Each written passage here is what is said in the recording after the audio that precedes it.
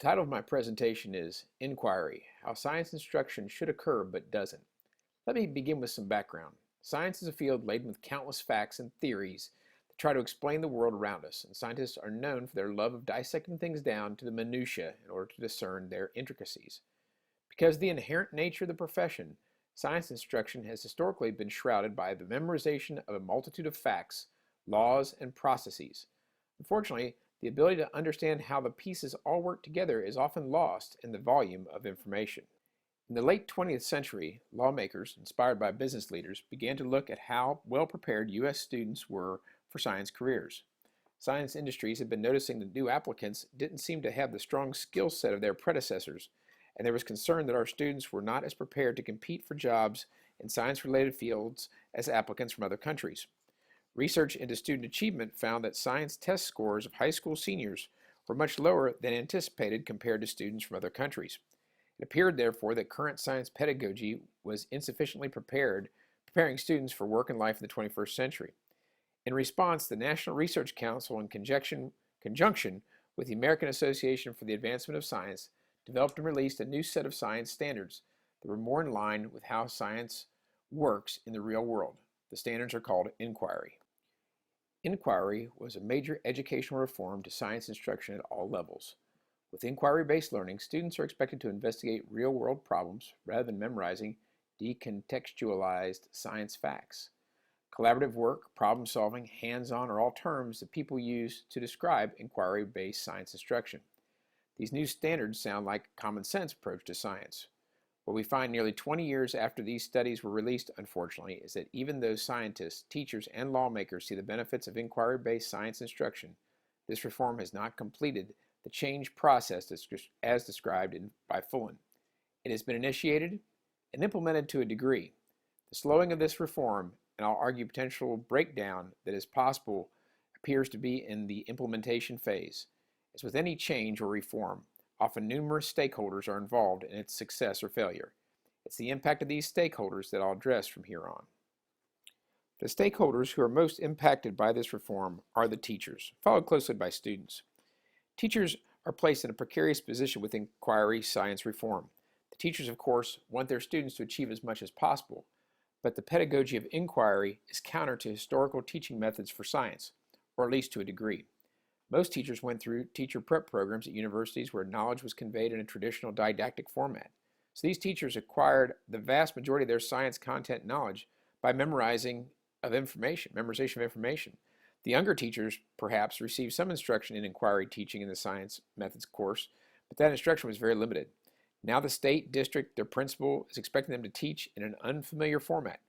It can be difficult to see the advantages of changing pedagogy. As Rogers describes, the complexity of an innovation can impact its acceptance and use. Efficacy issues are one of the first barriers to successful implementation in this instance. Teachers lack the mastery experience as inquiry facilitators. Bandura points out that mastery experience through graduated attainments is the most effective way of instilling strong efficacy. Without strong efficacy, the teachers are reluctant to even try inquiry instruction. A solution to help with mastery experience is through professional development. Extensive professional development, quite often from a nearby university being one of the other community stakeholder in this instance, can help offset low self-efficacy. In order to make this effective, a long-term commitment by teachers, university faculty, and school administrators, another stakeholder, will be needed to maintain enough momentum to change teacher efficacy. In addition to pedagogical knowledge limitations, there are also issues with resources. There are no textbooks that teach inquiry, and many teachers, rookie and veteran, retain a great deal of comfort from having a textbook as a safety net. There are problems with time management and student attention. Inquiry units are multiple class periods in length. How does a teacher maintain the momentum of the project? Classroom management is different as well. Students are working in collaborative groups in an inquiry setting. There's movement, discussion, experimentation. How does one ensure that students are on task? Of course, another limiting factor is student assessment, both formative and summative. How are teachers to develop assessments? More professional development? Again, money goes into these things. The assessment of student achievement at the end of the school year is a concern, since poor performance on yearly assessment can potentially have an impact on further employment. All these factors negatively impact a teacher's ability to conduct inquiry. The student's achievement piece is one that impacts the student as a stakeholder because ultimately their learning is what matters most. Students are the other key stakeholder in inquiry science reform. Unless students conduct inquiry science investigations in early elementary school, the vast majority of students have never seen this type of instruction. Suddenly changing how teaching occurs does not typically fare well with students. Efficacy issues can also play a role in student support for inquiry reform. Lack of content knowledge, fear of failure, concern for grades that are now calculated in a different way than prior classes can all potentially derail inquiry reform. According to Mandura, to combat declining efficacy, it will be important for the teacher to provide mastery learning, social modeling through attainable tasks, social persuasion, and a positive attitude about inquiry instruction. The last can be very difficult for teachers that themselves have low self-efficacy for teaching science in this manner.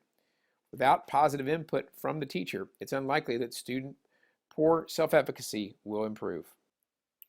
On a positive note, students tend to prefer inquiry over lecture and structure and it potentially increases their achievement. As Fullen points out, addressing student learning needs is important for successful implementation of educational reform. Inquiry science permits students to access topics in a way that best fits their learning style. Studies on student achievement have shown an increase using inquiry-based instruction, especially with minority students. The importance of this type of learning for future employment is also a positive for students, although I doubt many consider that piece.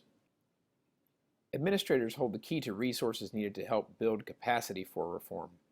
Money, professional development, release time, and infrastructure, which in today's world is technology, are some of the main features that administrators must address. They have to believe in the value of inquiry science instruction in order to provide the support needed to ensure that an actual change is occurring. The obvious skin in the game for administrators is the public knowledge of student achievement scores and their perception by parents, district and community leaders as to whether or not an individual is a capable principal, someone able to lead a school toward greater and greater achievement. District and community leaders are additional stakeholders in the inquiry science discussion. Their impact to the process, however, tends to be more on a local rather than national basis. This influence is important because it ultimately impacts children, all of whom have value. In some cases, there's a partnership between universities and school districts. The universities provide the professional development for teachers to conduct inquiry correctly, and the community leaders determine the extent of science content knowledge for assessing student learning. For the university faculty, research within school districts helps provide additional evidence to the massive knowledge about the impact of inquiry on science instruction. For district leaders, it is a way to respond to parent concerns of whether their child is prepared for the future. A study by Marks et al. In 2014 looked at achievement of urban minority students using science inquiry. In their research, the authors note that the actual curriculum used was determined by district policies and focused on topics of local relevance. In this case, it was important to the district leaders that students learn material that was applicable to their environment and culture. It's the shared commitment to educational reform that impacts capacity building for change, according to Fullen. Parents as stakeholders in this educational reform have a somewhat limited impact, since less emphasis is placed on science instruction than mathematics and reading. I don't feel that science is on many parents' radar. It is only when parents have to deal with the anxiety of their children over this new method of instruction that questions are raised. If anything, I think parents have a great potential to push for reform through the schools. As Fullen points out, successful educational reform requires the conjoint efforts of families and schools. If the parents recognize the need for inquiry science reform, more administrators and district leaders will take notice. Overall, I think that inquiry-based science reform is here to stay on a large scale. It seems the most logical form of instruction to promote student achievement, at least for science. The number of negative impacts on stakeholders, particularly teachers, however, appears to prevent inquiry from truly moving past the implementation phase and into instructionalization. As Fullen points out, reform does not happen quickly. But after 20 years, this educational reform still holds a tenuous position in overall science instruction.